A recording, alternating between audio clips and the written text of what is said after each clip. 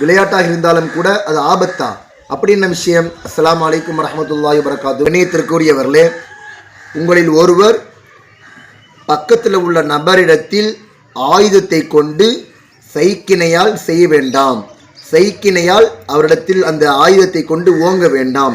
ஏனென்று கேட்டால் ஸல்லல்லாஹு அலைஹி வஸல்லம் சொல்லி காட்டினாங்க, நீங்கள் ஓங்குறீங்க தான், அவர் அடிக்கலை, நீங்கள் ஓங்குறீங்க, ஆனால் ஷைத்தான் அந்த ஆயுதத்தை அவரின் மீது பட வைத்து விடுவான் என்பதாக ஸல்லல்லாஹு அலைஹி வஸல்லம் சொல்லிட்டு சொல்கிறாங்க.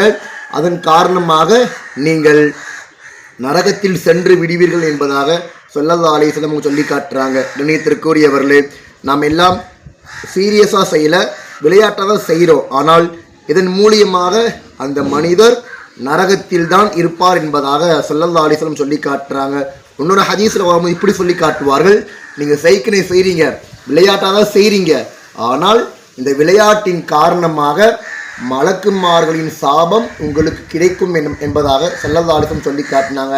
அதனால் இன்ஷா அல்லாஹ் விளையாட்டாக இருந்தாலும் சரி, சீரியஸாக இருந்தாலும் சரி, நம்ம அது மாதிரி விஷயங்களை கொண்டு செய்ய வேண்டாம். இரும்பாக இருந்தாலும் பரவாயில்ல, அது மாதிரி கம்பாக இருந்தாலும் பரவாயில்ல, நீங்கள் இது மாதிரி விஷயங்களை கொண்டு நீங்கள் தவிர்த்து கொள்ளுங்கள். அப்படிப்பட்ட பாக்கியத்தை வல்ல ரஹ்மான் உங்களுக்கும் எனக்கும் தந்தல்வானாக.